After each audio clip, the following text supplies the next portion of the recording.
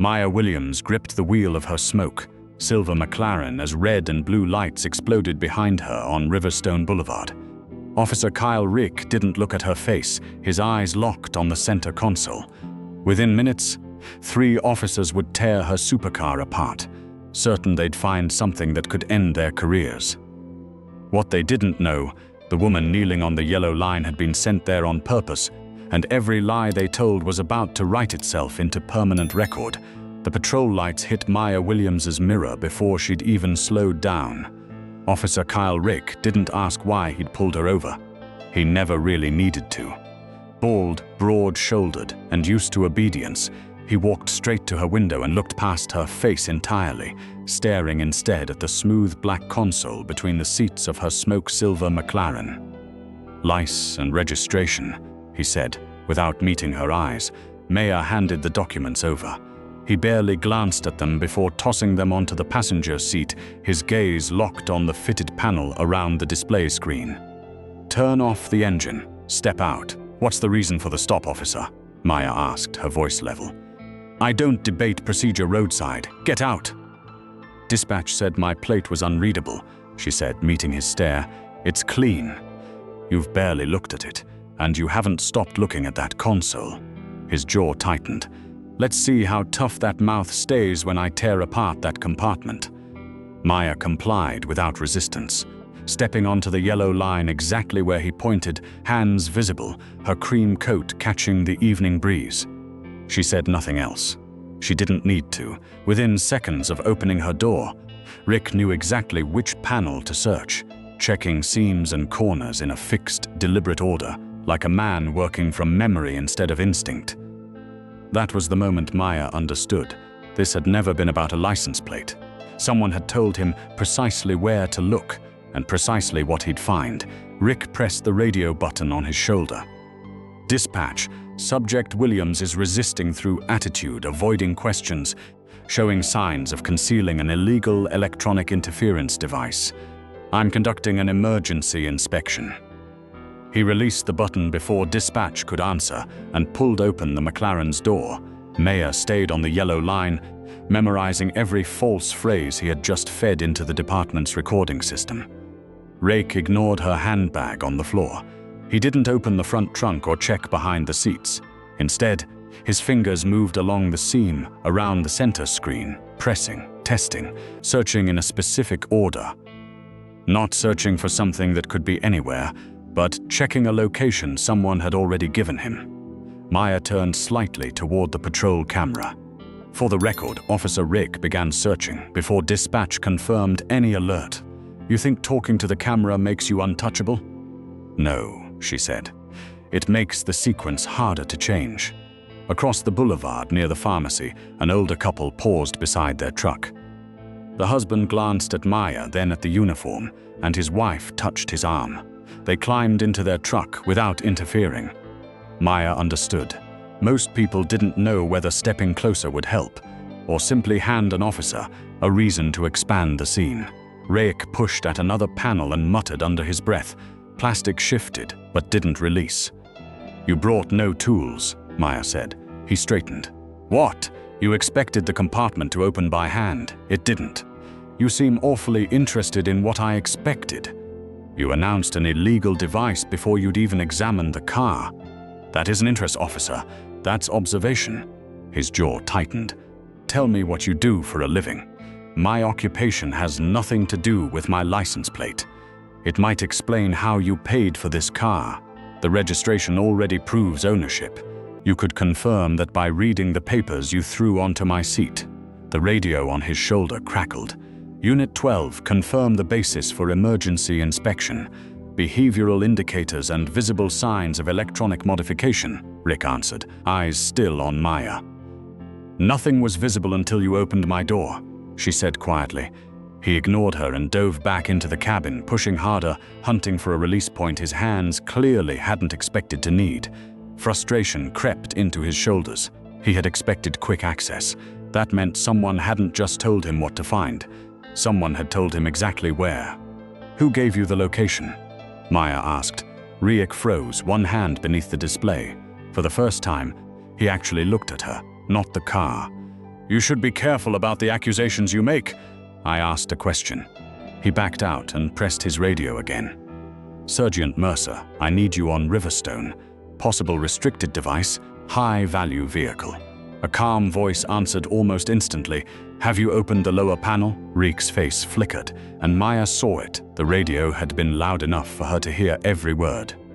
No, Sergeant. I'm securing the scene. Don't touch that panel until Pike gets there. Silence followed, filled only by passing traffic. Maya looked at the untouched compartments Reek had left alone, at the single panel he'd fought to reach, and finally at his radio. You stopped me for an unreadable plate, she said softly, but your sergeant already knows which panel you're trying to remove. A dark municipal SUV pulled up behind the patrol car. Sergeant Dean Mercer stepped out. Pressed uniform, patient expression, the calm of a man who expected people to accept his decisions before he explained them. He walked straight past Maya to the McLaren. Did you open the console? It wouldn't release, Reek admitted. Mercer's eyes moved to the display, not to Maya's documents. Your officer claims he stopped me for an unreadable plate, Maya said. We're past the reason for the stop. No, Sergeant. Everything that follows depends on that reason. When was the alert created? That's internal information. If the alert existed before the lights came on, the time supports you. If it appeared after, the time exposes you. Mercer walked to his SUV and opened a mounted computer. Moments later, Maya's phone lit up on the McLaren's display, vehicle registration status under review. Then, insurance verification requested. Then, municipal financial integrity, hold. The vehicle is now held for administrative verification, Mercer announced. You entered that hold after the search started, Maya said. The system will show the final classification, but the classification isn't the original sequence. A county sheriff's vehicle arrived. Deputy Rachel Boone stepped out, leather notebook in hand. Late 40s, silver threading through her temples, unhurried. Miss Williams, are you being detained? She's being held during an emergency inspection. Riek answered first. Rachel kept her eyes on Maya. Did you consent to the search? I clearly stated that I did not. Rachel wrote it down. Detective Owen Pike arrived next, carrying a hard black case. He didn't introduce himself. He set the case on the McLaren's roof and opened it. Trim tools, signal-blocking sleeves, a diagnostic reader, and cables built for exactly one connector type. That connector, Maya said, is fitted for this model's internal network, not standard. Pike said nothing. He leaned into the cabin, went straight to the panel Rake had failed to open, and slid a slim tool beneath its edge. It released with a soft click. Behind it sat a small black ceramic module, no larger than a heavy coin. Bag it before it activates, Mercer said quietly. Instead, Pike connected it to his private reader. The module blinked once. A line crossed the screen. Access registered. Mayer, still behind the yellow line, asked calmly, "Which one of you wants his name first on the access log?" No one answered. Within the hour, the McLaren was raised onto a flatbed, its silver body catching the patrol lights one last time. Maya watched without protest as it disappeared down Riverstone Boulevard. But the first thing Belhaven had truly taken from her wasn't the car. It was control of the story. The Belhaven Evidence Annex stood behind police headquarters. Low concrete, narrow windows. A gate that opened only after the tow driver entered a code. Maya rode in the back of Rachel Boone's county vehicle, watching the McLaren vanish beneath the intake bay's white lights. "I can take you as far as the property desk," Rachel said. "After that, the city controls release." "I understand. You say that often. It keeps people from confusing disagreement with confusion." Inside, an older clerk named Mrs. Langford sat behind reinforced glass, reading glasses on a silver chain, a faded Belhaven Garden Club mug beside her keyboard. "I'm sorry, ma'am," she said gently. "Once the city places a financial hold, I can't override it." "I'm not asking you to override it," Maya said. "I need every notice connected to it." 4 documents came through the tray. A seizure receipt, a suspended insurance verification, an administrative fraud review, and a report describing the black module as recovered during a consensual inspection. "This says I consented," Maya said. "That's what the officer entered. It isn't what happened." "I believe you, ma'am. I can only give you what the system contains." Sergeant Mercer appeared before Maya could ask more. "The vehicle stays here while its registration, financial history, and electronics are reviewed. Those are 3 separate inquiries. They're connected after your officers found the module. You should be careful naming unverified evidence. That name came from your own radio traffic." He told her she was expected to remain available in Belhaven. "Am I legally prohibited from leaving?" she asked. "It's an administrative request." Then the notice should say request, not restriction. He left without answering. Rachel drove her to a rental agency near the courthouse. The only vehicle available was a battered blue pickup. The attendant, a broad-shouldered veteran named Frank, handed over the keys. "Not exactly a McLaren," he said, "but it'll start every morning, and nobody'll ask you to explain the cup holders." He recommended the pecan pie at Magnolia Grill and asked nothing about why the city had taken her car. In Belhaven, curiosity often wore the same clothes as courtesy, but the older residents knew some questions belonged only to the person living through them. At the diner, Maya spread the 4 documents across the table. An unreadable plate, a visible device, a financial alert. A consent statement entered after the search began. 4 explanations, and none of them existed in the order the events had actually happened. She downloaded each file separately, recording creation times, modification times, issuing accounts, digital signatures. The financial alert, she discovered, had come from an account that belonged to none of the 3 officers. Someone outside the roadside scene had been waiting for confirmation that the McLaren had been found.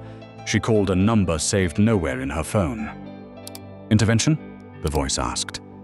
"No. They have the vehicle and the module. They have what they think they need." "You heard the access confirmation?" "Yes. Then the first log is active. Do not contact Belhaven," Maya said. "Do not correct the record. Preserve everything as it arrives. They may expand the inquiry against you. They already have. Then what are we waiting for? To see what they think the device opened." By morning, Rachel sat in the county records office comparing 3 overnight reports. Rakes claimed he'd limited his search until Mercer confirmed the need. Her notebook told a different story. He'd opened the car before Mercer arrived and threatened to tear the panel apart while it was still sealed. Mercer's report claimed the financial alert existed before the stop. Her notes held Maya's exact words. "I do not consent to a search of any part of this car." Pike's report claimed the module had malfunctioned immediately. Though the property receipt listed it as fully operational, Rachel called her supervisor.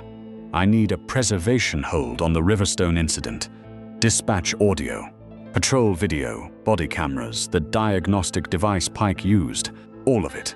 Pike's device belongs to Belhaven, then let them challenge the request in writing."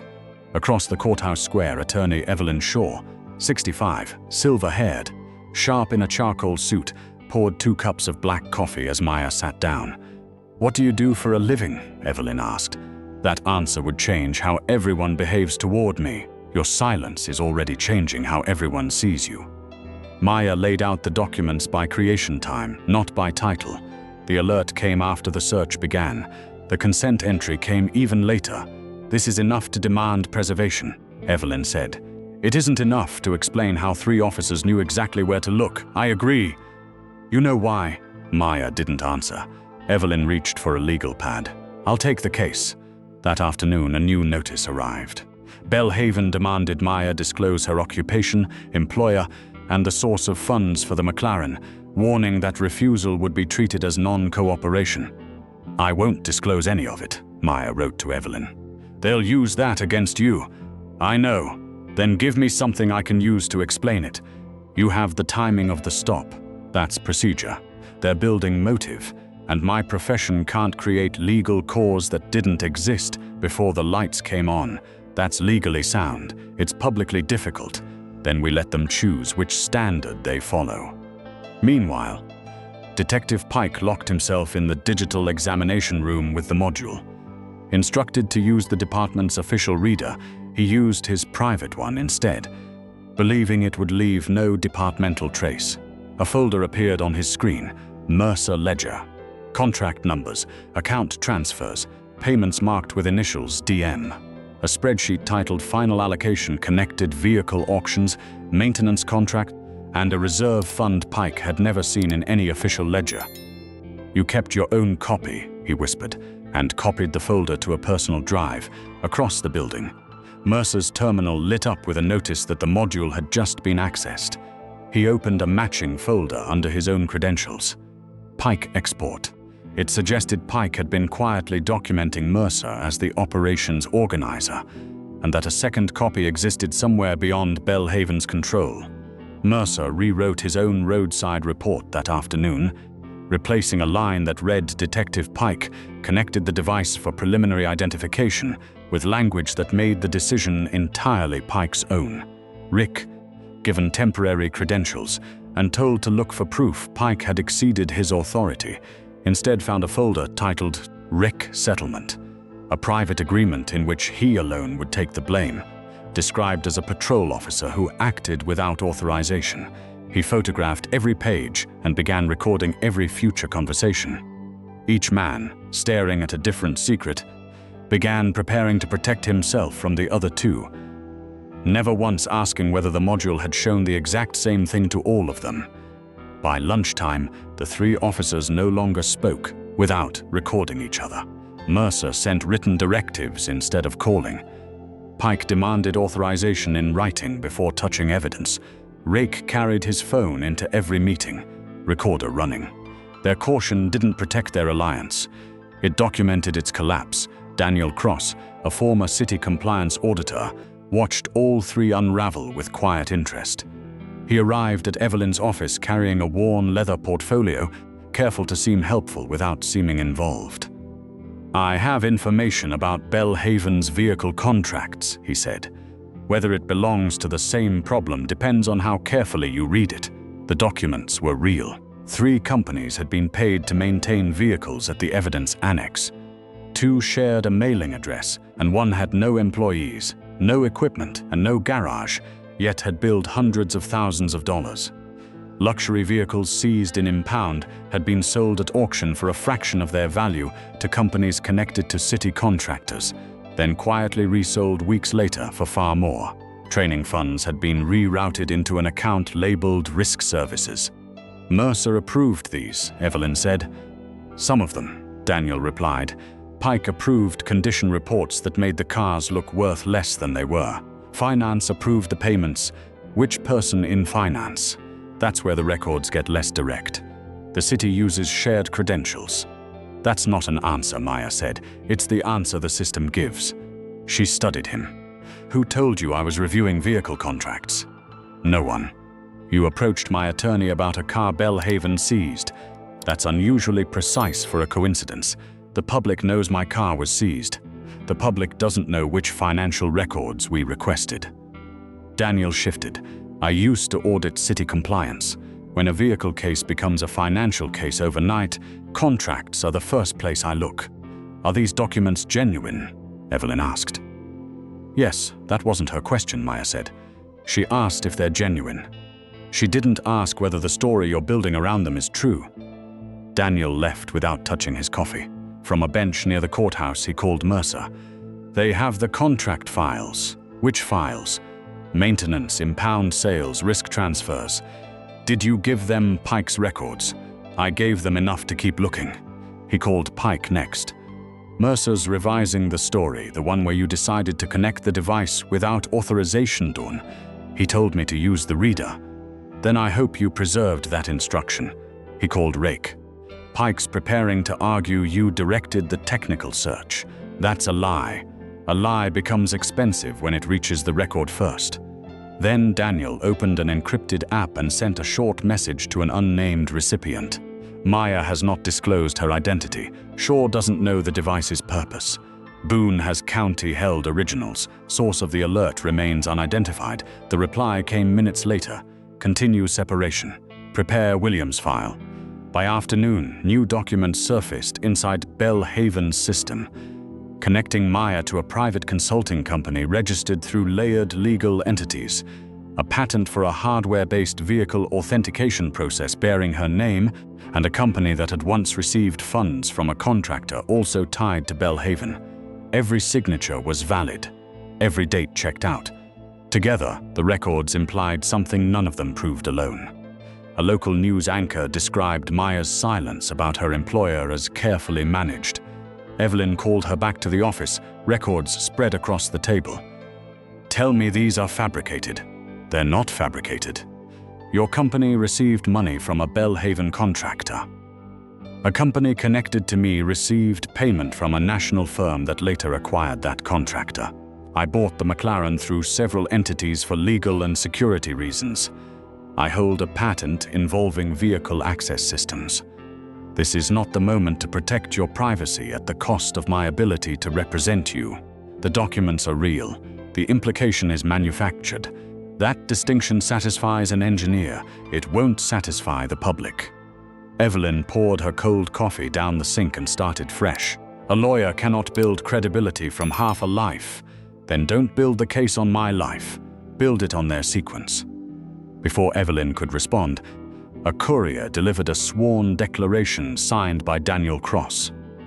Claiming Maya had known about the module before the stop, had deliberately driven through Belhaven to provoke a confrontation, and had asked him to alter procurement records afterward. Enough truth surrounded the lie to make the lie difficult to isolate.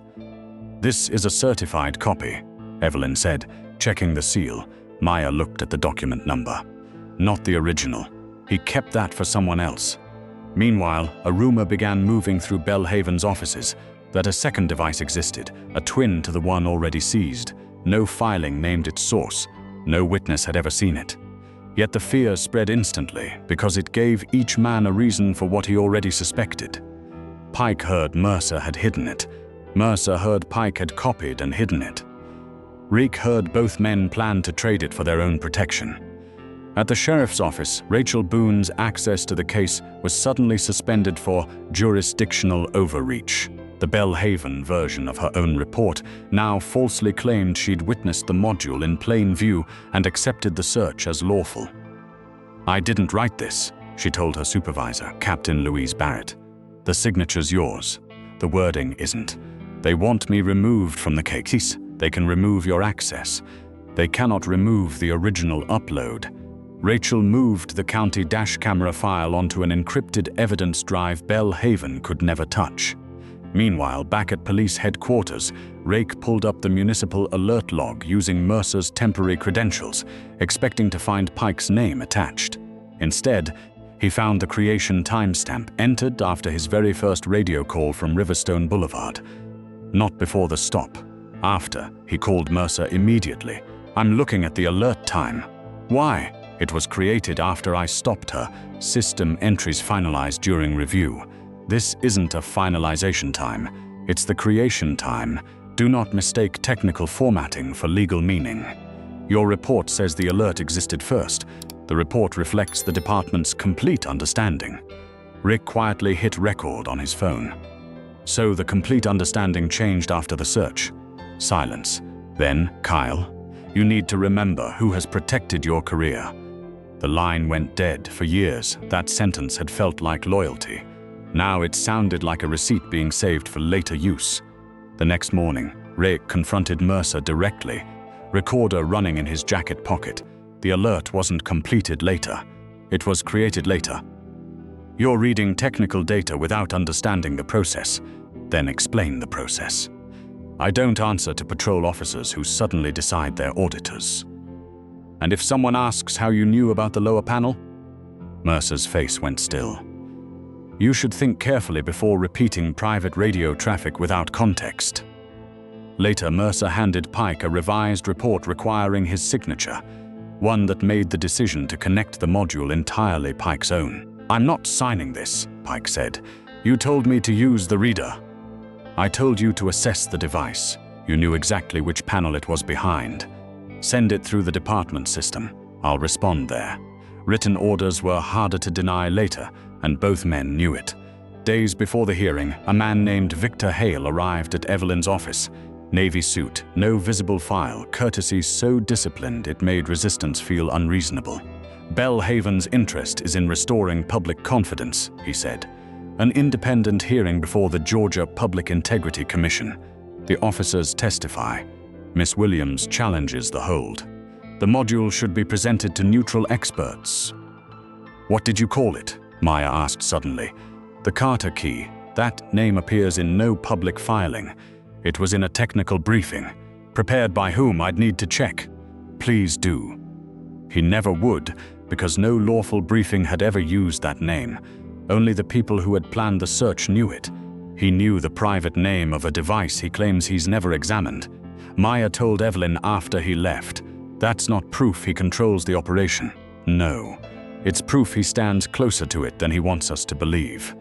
That night, Rachel brought the sealed county evidence drive to Evelyn's office. On it, the original roadside footage showed something Belhaven's copy had erased. A message glowing on Pike's phone screen just before he connected the module. Use the city reader, not evidence. The authentication data traced the message's true origin. Victor Hale's own office computer routed through the city's finance network. Does this identify Hale? Evelyn asked. It identifies the room the instruction came from. That's not the same thing. No, Maya said. At the hearing, we'll learn who's willing to lie about owning that room. The Georgia Public Integrity Commission chamber was built to make every voice sound smaller than the record it entered. Dark wood, digital screens, a court reporter poised beneath the seal. Maya sat beside Evelyn. Rachel sat behind them, the locked evidence case at her feet. Across the aisle, Riek, Mercer, and Pike sat with separate attorneys, no longer leaning toward one another. Riek testified first, insisting he'd had no prior knowledge of any device. Evelyn played his own voice back to him from the roadside recording. Let's see how tough that mouth stays when I tear apart that electronic compartment. Said before Mercer arrived, before Pike arrived, before any alert existed. How did you threaten to tear apart a specific compartment? Evelyn asked, before anyone had identified a device. He had no answer that held. Mercer testified next, calling the search consensual. Rachel's video played Maya's own voice. I do not consent to a search of any part of this car. Pike claimed the module had failed on its own. The footage showed otherwise, his private reader, his cable, the words access registered glowing on the small screen the instant he connected it. Rick, unable to stay silent, blurted across the chamber. They both knew where it was. The chair struck her gavel, but the damage was already done. Then Belhaven's attorney turned the hearing toward Maya. Her consulting company, the layered purchase of the McLaren, her private patent, Daniel Cross's sworn claim that she'd planned the entire confrontation. Victor Hale leaned to his microphone. Will you finally tell this commission what you do? Maya stood. Yes, she said, but first, the record should show who knew the answer before anyone here was authorized to ask the question. She handed the clerk a sealed court authorization issued before the Riverstone stop. The chair confirmed it. The McLaren's identification number had been placed inside a restricted state file. No Belhaven officer had ever been authorized to access it. My name is Dr. Maya Williams, she said. I'm an automotive cybersecurity forensic examiner, a special consultant to the Georgia Office of the State Inspector General. I was assigned to determine whether restricted vehicle and financial data was being leaked from state systems into unauthorized hands inside Belhaven. No officer was ever told to stop this car. No officer was given permission to search it. She revealed the module, the so-called Carter key, for what it truly was. Not a container of stolen secrets, but an instructional trap. It had shown each man exactly what he feared most. A private ledger for Mercer, a betrayal file for Pike, a sacrifice plan for Riek, false files, engineered to reveal what each would do when he believed he'd been betrayed. It didn't trap you, Maya said, facing the three officers. It gave you choices. Then came the final trace. An encrypted message sent moments before Pike connected the device, routed through Belhaven's finance network and signed with one administrative certificate. Victor Hale's, there was no second key, Maya said, meeting his eyes. But fear of it made each of you build a second record, then a third, then a fourth. The three officers turned on one another in real time, each blaming the others, their sworn testimonies collapsing into a single tangled confession. The commission acted swiftly. Rake, Mercer, and Pike were suspended immediately, their credentials disabled before they left the chamber. Hale was ordered to surrender every city access account. Daniel's license was placed under review. In the months that followed, Rick was terminated and decertified, his conduct referred for prosecution. Mercer lost his command, his falsified reports exposed as part of a far larger pattern. Pike was stripped of his credentials after investigators found more hidden files than even Mercer had suspected. Hale's contract network unraveled thread by thread, shell companies, undervalued auctions, hidden accounts. Daniel surrendered his license, his cooperation reducing nothing. Rachel Boone was restored to full duty and helped rewrite the state's evidence handling standards. Belhaven changed too. Recordings moved to independent storage. Holds required 2 officials' approval, and every altered report now left a permanent trail. When the McLaren was finally released, Maya drove it back down Riverstone Boulevard on a quiet Georgia morning. No lights followed her. No one stopped her. The city moved around her, ordinary again, quieter now but no longer protected by silence. The module had never held a confession. It had only recorded the paths men chose when they believed no one was watching. Truth Maya had learned doesn't need to shout. It only needs to be preserved long enough for every lie to reveal itself.